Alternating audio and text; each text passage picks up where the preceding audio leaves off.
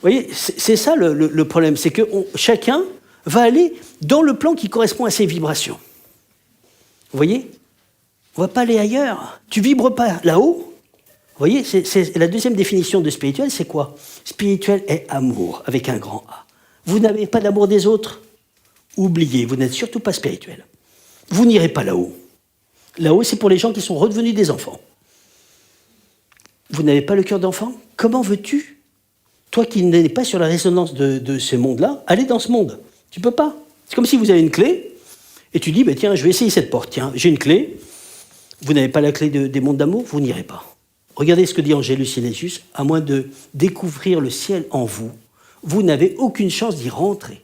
Traduction, si tu n'es pas dans une vibration d'amour, évidemment, tu ne vas pas rentrer dans des mondes d'amour. Soyons logiques, quoi.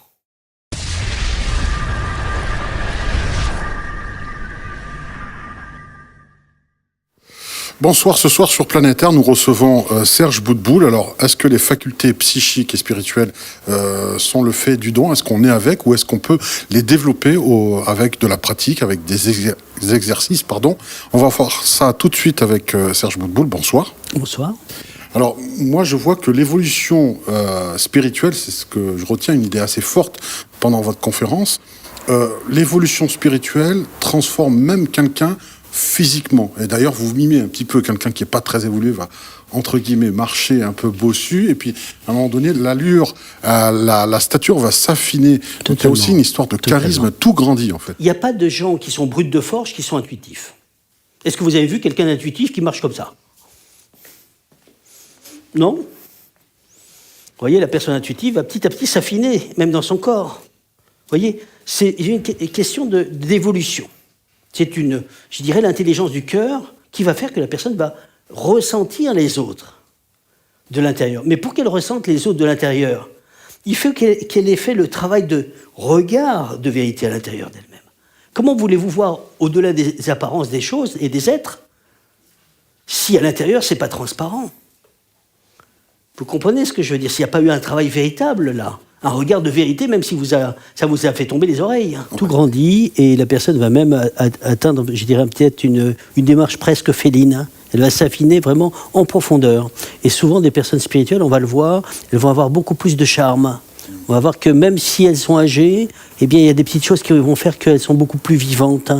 On voit des personnes qui ne sont pas spirituelles, à l'inverse, à contrario, qui vont un petit peu avoir un regard dur, des rides très, pas des rides de vieillesse, pas dans ce sens-là, mais je dirais quelque chose qui va figer, qui va durcir, alors qu'une personne spirituelle va avoir des petites choses, des rayonnements. Et de même, si on regarde bien des personnes vraiment spirituelles, quand on les revoit quelque temps après, parfois on a l'impression qu'elles ont rajeuni.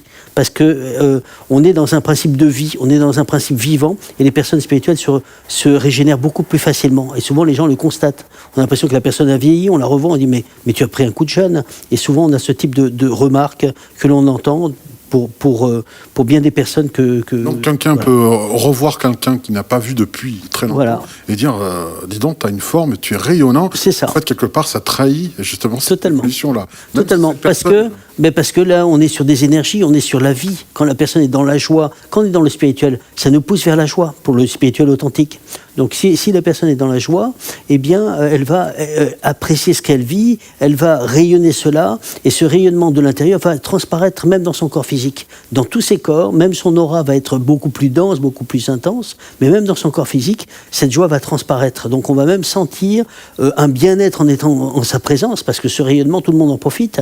Donc, d'une certaine façon, si quelqu'un aimait ce rayonnement de bien-être, de joie, comme vous dites, ça se répercute sur tous les plans, même professionnellement. Totalement. Et la personne va être beaucoup plus... à partir du moment où elle est plus vraie au fond d'elle-même, même dans ses recherches, elle va être aidée, parce qu'on aide les gens qui font tout pour les autres. Ils sont aidés par l'invisible. Vous rendez hommage régulièrement à votre maître. Alors je dirais mon professeur magique, quelque part. Professeur magique. Parce que maître, ça fait un peu péjoratif, c'est un petit peu difficile, maître. Ça veut dire qu'on a voilà, on s'incline. C'est pas du tout mon style. Je suis quelqu'un de... D'ailleurs, vous le dites, je salue au passage le travail fabuleux et formidable de Tristria qui avait fait ce sujet là-dessus. Et vous l'avez traité à un moment donné. C'est vrai, vous ne souhaitez pas qu'on vous appelle maître ou qu'on vous prenne pour un maître. Pas. Il y a des gens qui veulent m'appeler comme ça. Je dis surtout pas. Non, je suis quelqu'un comme tout le monde. Quand je parle de clairvoyance, je parle pas du boule de cristal. Je parle pas de choses comme ça. Je dis quand une clairvoyance est propre, comme ce que Raymond Réan nous a appris à ouvrir. Je vous ai dit, c'est mon petit prof magique pour mon cas. Eh bien, sachez-le, vous pouvez voir ce que vous voulez. Vous pouvez voir une scène, c'est ce que j'ai fait, Raymond l'a fait, je l'ai fait aussi. Et quand ça s'ouvre, c'est extraordinaire de voir ça. Je vais dire, on va dire un guide comme un guide de haute montagne. Hein. Et le guide de haute montagne, il connaît le chemin, il va montrer aux gens comment avancer, comment éviter les endroits qui sont dangereux, ne pas glisser. Là, il y a un gouffre, il y a ça, il y a ça. Eh bien, quand on est un guide, on montre le chemin. Mais si vous doublez le guide, mais c'est vous qui êtes le guide, puisque vous avancez sur des chemins sur lesquels le guide n'est pas passé, évidemment. Et donc, chacun peut atteindre ça, tout simplement. Donc, ce ne sont pas des... Je disais, on parlait des facultés tout à l'heure, ce ne sont pas des dons, tout le monde a ça. Tout le monde a ça, on est tous égaux. Alors, il y a des gens qui ont été plus loin dans tel domaine, d'autres dans tel domaine. On ne peut pas être partout, donc forcément, il y a des gens qui sont des têtes de pont, qui sont des guides, et je suis seulement un guide dans ce domaine-là. Ça me permet de rebondir sur une question. Vous parlez d'évolution, d'apprendre, le fait que ce ne sont certainement pas des dents, mais tout s'apprend, hein, oui, on est bien totalement. d'accord là-dessus. J'ai été le cas type de... Voilà, quand j'étais avec mon prof magique, je dis prof magique, il m'a débloqué, il m'a éveillé, et je suis devenu éveillé à mon tour, et j'éveille les élèves, à mon tour, et c'est de la joie. Vous faites sauter les bouchons, hein, ce qui est... Tout ce qui coince, on fait sauter. Et c'est le but même, je donne des stages, et c'est le but des stages, il n'y a pas de thème. Le thème, ce serait, si jamais il y avait un thème, c'est les blocages des élèves. Est-ce que ce n'est pas parfois dérangeant ? Quelqu'un qui avant était dans son ignorance, à trop voir de choses, regrette peut-être son innocence perdue ? Alors je dirais non, dans le sens que une partie de nous a toujours besoin, toujours soif de rechercher, d'apprendre des choses nouvelles. On est tous comme ça au fond de nous-mêmes. Alors effectivement, il y a ce que je dirais un petit peu comme quand on prend le métro, comme des tourniquets, et il y a des clapets de non-retour. C'est-à-dire que la personne qui est superficielle devient profonde. A contrario, la personne qui est profonde ne peut plus devenir superficielle. Elle ne pourrait pas supporter qu'on lui parle du beau temps, qu'on lui parle pendant une demi-heure du beau temps. À la fin, il va dire, bon, ça suffit, attends, on passe à autre chose, quoi. Par contre, on ne pourrait pas redevenir en arrière. C'est comme si on était en classe universitaire, on repasse en maternelle. Ça ne le ferait pas. Oui, ça ne marchera pas. Non. Et par contre, pour vous parler de maternelle, les enfants ont cette innocence et ces capacités à voir des choses que nous, on ne voit pas, qui sont par la suite, de par l'éducation sociétale, l'intégration que l'on doit, soi-disant bien pensant dans la société, nous bloque certaines choses. Et une phrase qui m'a beaucoup plu, mais à un moment donné, si on ne sait pas que c'est impossible, ça devient possible. Et les enfants ont cette faculté, comme ils ne savent pas que c'est impossible, tout leur est possible. Bien sûr, bien sûr. Et c'est possible de retrouver ça. C'est totalement possible de retrouver son esprit d'enfant. J'ai une phrase de Churchill là-dessus qui dit il y avait quelque chose qui était impossible. Et il y a quelqu'un qui l'a fait. Vous savez pourquoi ? Parce qu'il ne savait pas que c'était impossible. Ah oui, si tu sais que c'est impossible, tu ne le fais pas. Mais si tu ne sais pas, tu le fais. Vous voyez ? Eh oui. En fait, les impossibles sont exactement là pour être dépassés. Sachez-le. Il n'y a rien de tel que d'avoir un impossible pour que ça nous pousse à une stimulation de pousser l'impossible. Dans le chemin authentique, dans le chemin spirituel, on doit retrouver notre paix intérieure, notre sérénité, mais aussi cette joie de revenir à l'enfant.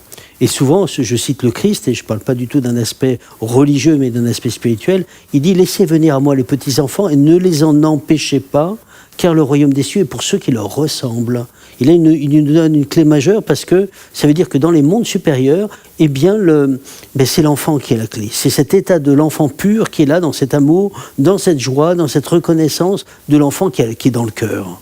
Et c'est ça, il y a toutes nos programmations, tous nos soi-disant acquis doivent tomber. On doit être en mode, on prend les choses comme elles viennent, dans le ici et maintenant, en toute simplicité, en toute sérénité, et dans le cœur, tout simplement. Dans cette joie. Enseigner à développer ses facultés, à faire, je disais tout à l'heure, faire sauter les bouchons, ce que vous faites dans vos stages, dans vos enseignements, il y a quand même, c'est assez effrayant de penser que toute personne peut avoir de la prémonitions, un tas de choses comme ça, presque, j'irais pas jusqu'à dire de la télépathie, mais de la communication avec les autres dimensions, on peut dire, avec ses guides, avec ses anges gardiens, etc. Mais il y a quand même, et ça, c'est ce qui est rassurant, il y a une déontologie quand même, de ne pas, lorsqu'on devient soi-même guide ou évolué, on ne vient pas en aide à une personne qui n'a pas demandé. Ça, vous insistez lourdement là-dessus. Hein. Oui, totalement, parce qu'on ne fait pas, dans le spirituel, on ne fait pas n'importe quoi. On n'a pas le droit de travailler sur quelqu'un qui ne le demande pas. Parce que sinon, il y a une brèche. Qu'est-ce que c'est une brèche? C'est une personne, un élève qui me dit « Serge, mardi, je t'ai nettoyé. » Moi, ma toilette intime, moi, je suis un gars très pudique comme mec. Hein. Quand un autre gars me fait ma toilette intime, bah écoute, s'il m'avait demandé « Serge, est-ce que je peux t'aider ?» J'aurais dit avec joie, là, il m'aurait aidé de mardi, pas de souci. Mais si je lui dis rien et qu'il me nettoie, là, il y a une intrusion, vous voyez? Et je ne serais pas étonné que le bas astral se soit déversé chez lui. Plus on va avancer, plus on va rentrer dans une justesse, une équité, une harmonie, un respect qui va faire que l'autre, c'est comme nous, et qu'on n'aimerait pas que l'on soit intrusé, que l'on fasse des choses sur nous à nos dépens.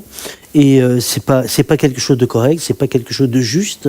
Et il y a une loi de non-intrusion. C'est-à-dire que si quelqu'un intruse quelqu'un d'autre, il sera intrusé. Et il faut surtout pas faire ça parce que c'est aller à l'encontre de la propre réalité et la propre liberté de l'autre dans un non-respect immense, hein, même si on a envie de l'aider. Oui, on peut entraver sa mission. On peut entraver sa mission. Pourquoi voilà. Et le maître Philippe de Lyon a une phrase comme ça en disant si on donne une lumière à quelqu'un trop tôt, on l'étiole. Parce qu'après, il ne va plus vouloir aller vers la lumière. Alors que si on lui montre... On a l'image de l'aveugle qui a été enfermé dans une grotte. Si on ouvre les deux pans de la grotte et d'un seul coup, il a toute la lumière, il perd même sa vision. Certaines personnes peuvent dire mon karma n'est pas très sympa. Je ne suis pas né dans une famille riche. J'aurais voulu être quelqu'un de célèbre, un chanteur. Beaucoup de gens aspirent à ça. Et pourtant, la matière n'est pas si fabuleuse que ce soit. On est bien sur Terre, mais on a des choses à vivre. Et ces épreuves, quelquefois, à la limite... font grandir. J'avais rencontré Patricia Daré quelques temps avant et m'avait dit c'est un peu comme un permis à points. C'est-à-dire, on peut choisir, l'âme peut choisir de naître dans une famille un peu plus aisée, avec un confort matériel plus ample, plus à son aise. Par contre, si on prend des épreuves plus difficiles, eh bien, on aura peut-être moins de vie à passer, vie terrestre à vivre. Est-ce que vous êtes d'accord avec cette vision ou elle est un peu candide? Alors, je suis d'accord à partir du moment où si on doit...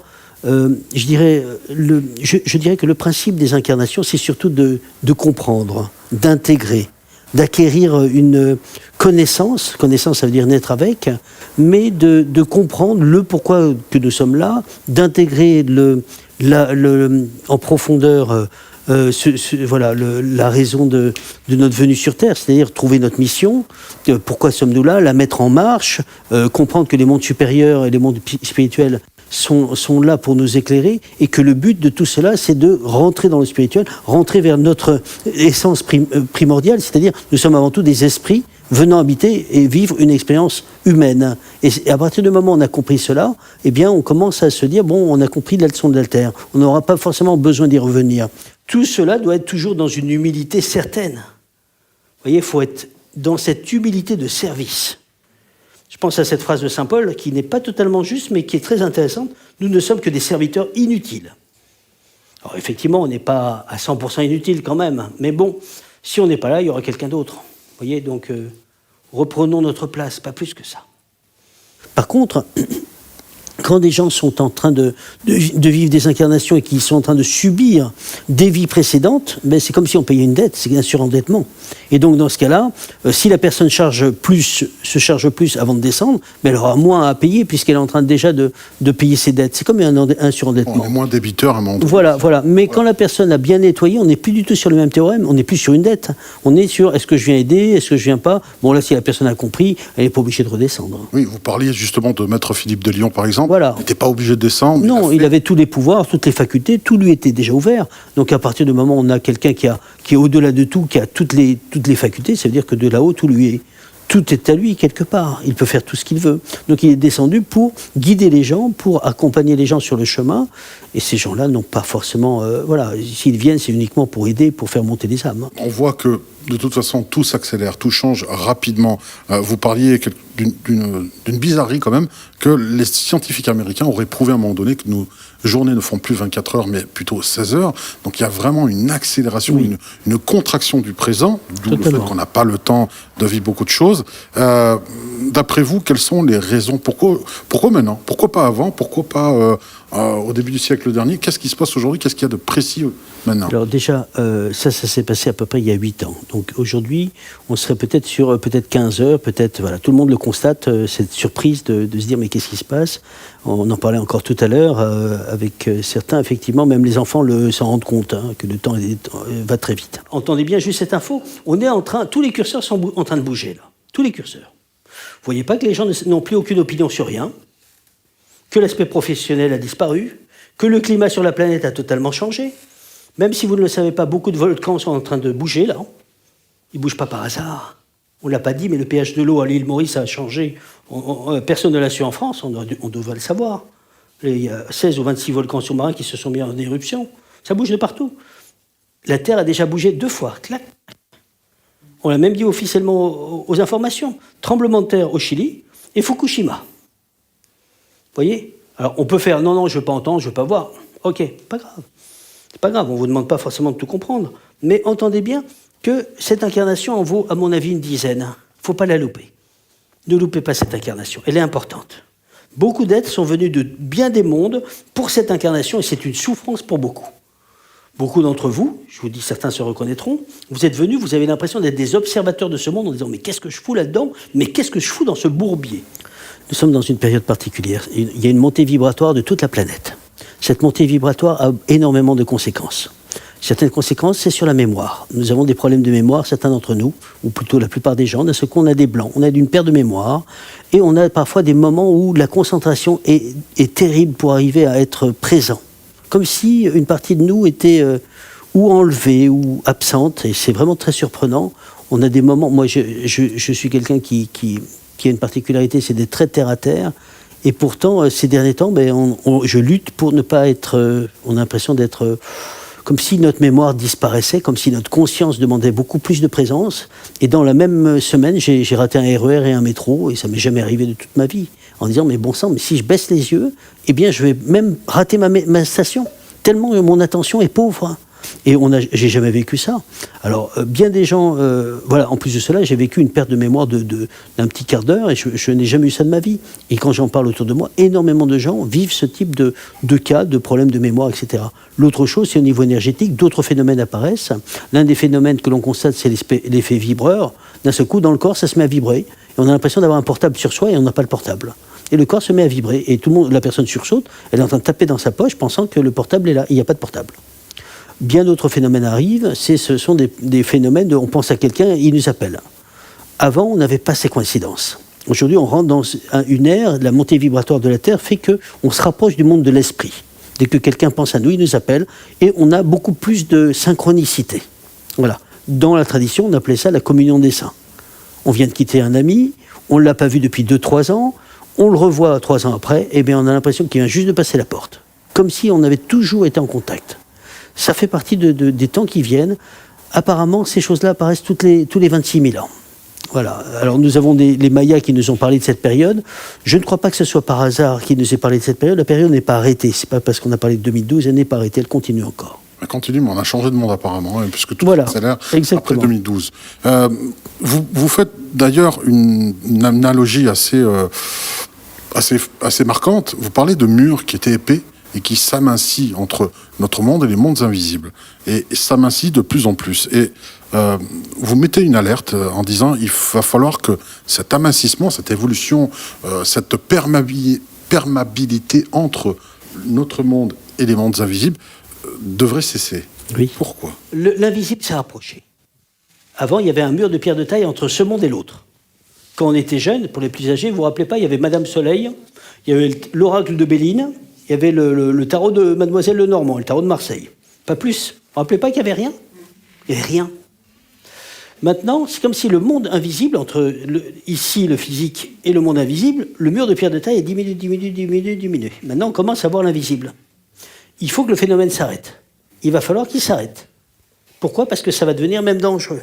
Parce que si les mondes se rapprochent trop, il va y avoir un cafouillage. C'est-à-dire que j'ai eu plusieurs témoignages de cela. J'en ai encore eu un qui est venu arriver par mes mails aujourd'hui, d'une personne qui ne savait plus, et ça fait partie des questions qu'elle a à me poser, qu'elle me pose, c'est qu'elle ne sait plus distinguer le vivant de ce plan-là du vivant de l'autre plan.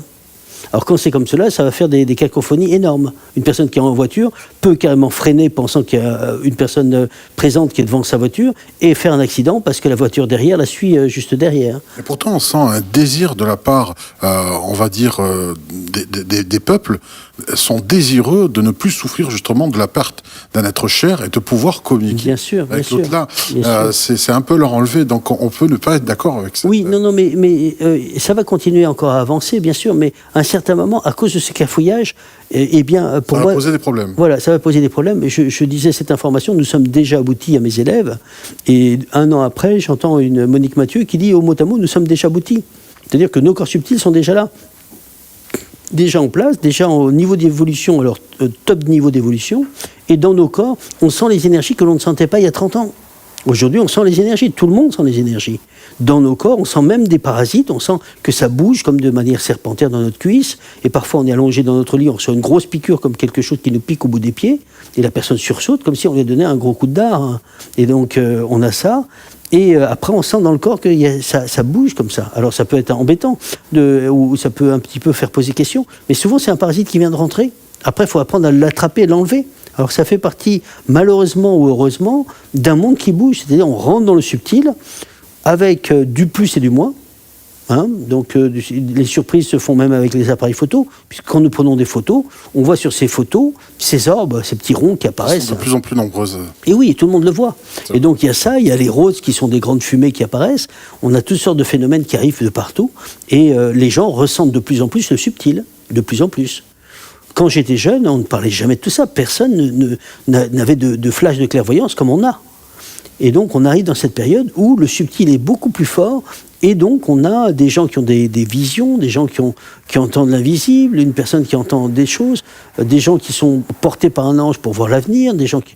Mais c'est incroyable. Dans ma jeunesse, j'aurais rêvé de voir le 30e de ça. Vous réalisez ce rêve, vous le permettez de l'atteindre à certaines personnes qui rêvent aussi d'avoir ces facultés dont vous parlez, et vous avez donc aussi écrit des livres. On peut parler du dernier ouvrage qui est, on peut rappeler. Alors, développer vos facultés psychiques et spirituelles. Alors, il y a 3 livres. Développer vos facultés psychiques et spirituelles, comment percevoir et agir sur les mondes subtils qui nous entourent, et comment déployer l'aide spirituelle que nous sommes. Les 3 livres sont des best-sellers aux éditions Exergue. Voilà. Donc, ils permettent aux personnes qui les lisent, il y a certainement des pratiques à faire. Ce sont que des exercices pratiques. Le but est d'ouvrir ces facultés que chacun a, on les a tous, mais de bien comprendre un petit peu la théorie, de quoi on parle. Là, en conférence, on a entendu une pauvre dame qui a apparemment payé 50 € pour entendre des choses que l'aura s'est retournée, et en disant, mais bon sang, elle a payé 50 € pour ça, c'est cher payé pour entendre une erreur, une ineptie, quoi. Ouais, alors c'est mieux de garder les 50 € et de ne pas entendre ça. Mais voilà. Vos enseignements. Voilà. Alors, il vaut mieux. Moi, je vois voilà, c'est pas pour. Un de mes élèves a fait un rêve où il avait un guide qui lui dit choisis bien tes livres. Et on lui montre le livre Développer vos facultés psychiques et spirituelles, et une main qui caresse le livre. Alors j'ai dit tiens, j'aime bien, parce que là les livres sont transmis par les guides. Il y a des gens qui me disent mais ça fonctionne. Ben oui, tout fonctionne. Ce sont des clés qui aident des gens à se nettoyer, à ouvrir, à nettoyer leur maison, à travailler, à nettoyer leurs enfants, à les remettre dans leur corps, à ouvrir les facultés, à créer des outils astraux pour qu'ils dorment mieux, à se protéger, à tout, quoi. C'est extraordinaire. J'aurais rêvé de connaître ça quand j'étais jeune, sincèrement. Alors, la bonne nouvelle, c'est que vous vous êtes ouvert aujourd'hui, depuis peu d'ailleurs, à toute cette communication via Internet. Voilà. Un site Internet. Vous avez créé votre première vidéo YouTube. Félicitations. Au passage, ça a été très bien d'ailleurs. Et puis aussi un Facebook. Et vous êtes actif dessus. Donc, il y a aussi une interaction beaucoup plus proche. Vous vous rapprochez des personnes. Voilà. Donc, on peut retrouver vos séminaires, vos dates sur votre site. Non. Alors, les stages, on ne le retrouvera pas. Ça se passe par mail. On essaie de trier les gens parce que dans le spirituel, on a parfois beaucoup de gens barrés, et je préfère quelqu'un de bien possédé que quelqu'un de bien barré. Parce que quelqu'un de possédé, si ça nous est permis là-haut, on va libérer la personne. Quoique, on n'aime pas trop en avoir 70 quand même. Mais quelqu'un de barré, c'est difficile. C'est difficile parce que c'est dangereux. Parce que la personne... voilà. En attendant, il y aura des informations sur votre chaîne YouTube, d'autres vidéos. Voilà. Quelques informations aussi sur Facebook, les pistes. Voilà. Et puis, suivez les pierres qui vont être entreposées de cette manière par Serge Boutboul, et suivez bien le guide. Cela vous amènera à un stage forcément à le rencontrer en chair et en os en réalité. En tout cas, je vous remercie beaucoup pour cette merveilleuse conférence, et je vous dis à bientôt pour d'autres conférences sur planétaire.fr. Merci, bonsoir. Et à bientôt.